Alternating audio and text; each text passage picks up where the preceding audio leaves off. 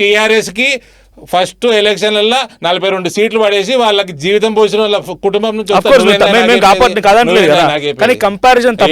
నువ్వోరే తప్పు. India Pakistan comparison మనుషులు చచ్చిండ్రు, ఈ రోజు మనుషులు చచ్చిండ్రు, అనవసరంగా చచ్చిండ్రు. అది దాని అర్థం. బీఆర్ఎస్ భాషలో చూసుకోకు. బీఆర్ఎస్ భాష ఏ భాష కాదు. బీఆర్ఎస్ భాష పింక్ అద్దాలు పెట్టుకొని చూసుకోకు. అటువంటి అవకాశం లేదు, అటువంటి అవసరమే లేదు, అటువంటి అవకాశం అటువంటి అవసరమే లేదు. కౌంటర్ చేయడంలో కౌంటర్ చేయడంలో లేకుండా ఫుల్ అవగాహన ఉంది. నేను ఫుల్ అవగాహన ఉంది. ప్రతి ఒక్కటి గమనించిన, ఫుల్ అవగాహన ఉంది. ఏమంటుండు గమనించిన, ఆజాద్ ఏమంటుండు గమనించిన, దిగ్విజయ్ సింగ్ ఏమంటుండు గమనించిన, వీరప్ప మొయిల్ ఏమంటుండు గమనించిన, అన్ని గమనించినవన్నీ. సరే మీరు ఎక్స్పీరియన్స్ కావచ్చు, మీరు గమనించవచ్చు, మాకు కూడా ఫుల్ అవగాహన ఉంది దాని మీద. నేను ఏమంటున్నానంటే లేదు, ఎండ్ రిజల్ట్ ఏంది?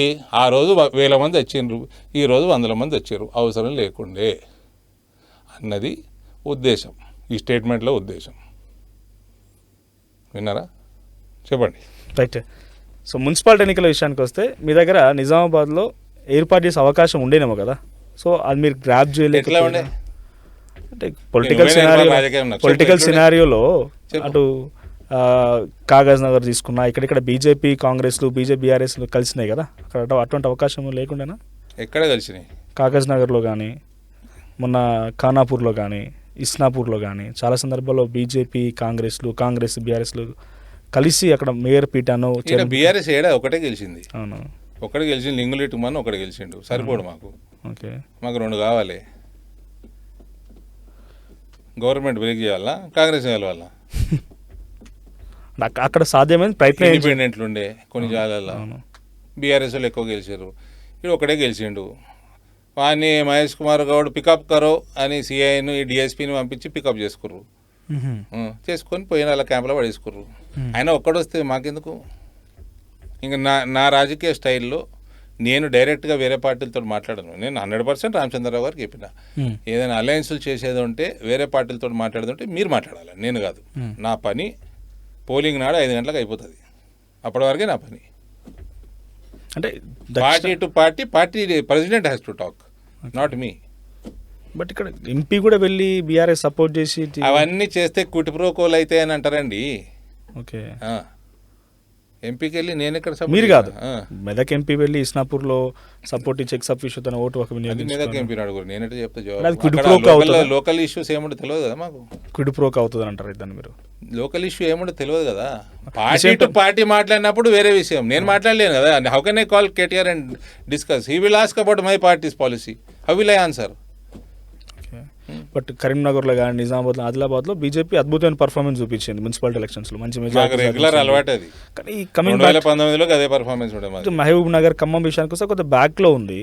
సో ఇక్కడ ఏం మిస్ అవుతుంది అనుకుంటున్నారు మీరు? ఆ ఏరియా చూసే వాళ్ళని అడగండి, ఇక్కడ ఏం జరుగుతుందో అదే మిస్ అవుతుంది. ఇక్కడ నిజామాబాద్లో ఏం జరుగుతుందో ఆ వేరే జాగాలో అది మిస్ అవుతున్నట్లు లెక్క. అంటే నాయకత్వం లోపం అంటారా? ప్రతి చూసుకొని అది మా వాళ్ళు అనలైజ్ చేసుకోవాలి. నాయకత్వంలో నువ్వు అంటున్నావు అంటే అవును అని అడుగుతున్నాను మిమ్మల్ని, అంతే. నువ్వు అంటున్నావు. ఈవెన్ నిజామాబాద్ పార్లమెంట్ హైయెస్ట్ కౌన్సిలర్లు, కార్పొరేటర్లు గెలిచారు. మేము ఏమేమి ప్రక్రియ చేసుకున్నాం అన్ని అలా చేసుకోవాలి, ఏం పెద్ద పనే. ఓకే, ఇప్పుడు ఈ పొత్తు కూడా కొన్ని సందర్భాల్లో ఖానాపూర్లో కానీ, ఈ కాగజ్ నగర్లో కానీ జరిగిన పొత్తు కూడా అనైతిక పొత్తు అయినా పార్టీలో డిస్కషన్ జరిగింది ఎప్పుడైనా? How can I discuss Khanapur and Kagaz Nagar? అంటే మీరు రామచంద్రరావు డిస్కస్ చేసుకొని ఉంటారు, నేను ఎట్లా చెప్తా జవాబు? ఆయన అని నన్ను అడిగి చేస్తాడు ఏంది? నిజామాబాద్ అయితే నన్ను అడుగుతాడు. ఓకే, డీలిమిటేషన్ బిల్ వీగిపోయింది. తర్వాత ఉమెన్ రిజర్వేషన్ కోసం కూడా మీరు ప్రయత్నం చేశారు, ఉమెన్ రిజర్వేషన్ కూడా బిల్ వీగిపోయింది. ఫర్దర్ ఏం జరగచ్చు? అంటే పూర్తిస్థాయి మెజారిటీ లేదని అవగాహన ఉన్నా కూడా పెట్టడం అంటే ఇది ఒక పొలిటికల్ స్ట్రాటజీ అనుకో. ప్రయత్నం చేయాలి, బట్ వీగిపోయింది. ఇప్పుడు నెక్స్ట్ ఫర్దర్ యాక్షన్ అదే చేసినాము. అపోజిషన్ అడగాలి ఎందుకు వీగిపోయాని ఇచ్చారు. మేము ప్రయత్నం 300 ఓట్లు వచ్చినాయి దాదాపు. అపోజిషన్ వాళ్ళు అడుగుర్రి. ఓకే, ఇప్పుడు నెక్స్ట్ చేసే అవకాశం ఉందా? మళ్ళీ ప్రయత్నం చేస్తారా, దాన్ని వర్కౌట్ చేస్తారా? 100% we are committed for women reservation. Okay, delimitation is regular process. But census చేస్తాను కదా, సెన్సస్ తర్వాత డీలిమిటేషన్ కూడా స్టార్ట్ అయిపోయింది. బట్ సెన్సస్ తర్వాత డీలిమిటేషన్ తీసుకురాకుండా 2011 సెన్స్ ఎందుకు మళ్ళీ కన్సిడర్ చేయాల్సి వస్తుంది? మోదీ గారు పార్లమెంట్లో చెప్పింది నేను చెప్పగలుగుతా. మోదీ గారు మనసులో ఏముందో నేను ఎట్లా చెప్పగలుగుతా? ఆయన ఎప్పుడు చేస్తాడు, ఎట్లా చేస్తాడు?